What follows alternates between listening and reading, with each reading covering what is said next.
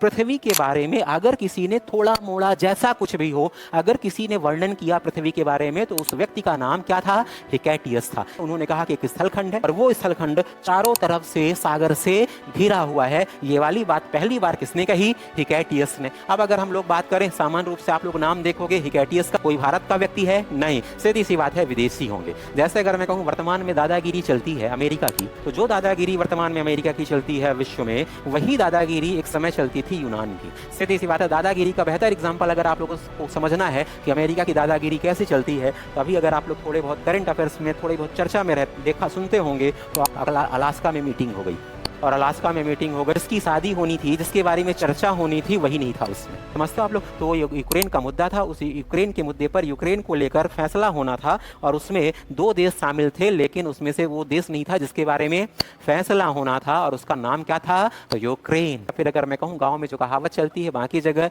दूल्हे बिना क्या थी? बारात थी। दूल्हा नहीं था, दूल्हा कौन था उसका?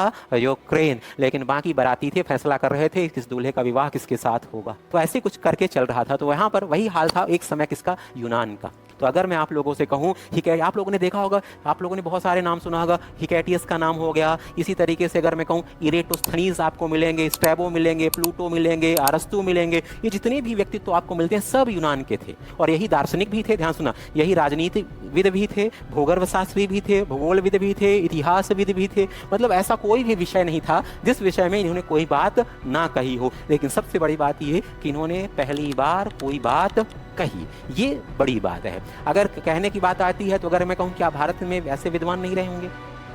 भारत में ये बात नहीं कही होगी, भारत में भी ये बात कही गई होगी, भारत में भी लोग रहे होंगे। लेकिन फर्क इतना है कि जिस तरह से अमेरिका के द्वारा लिखी गई परिभाषा अंतिम परिभाषा होती है, उसी तरह उस समय यूनान के द्वारा लिखी गई परिभाषा अंतिम परिभाषा होती है।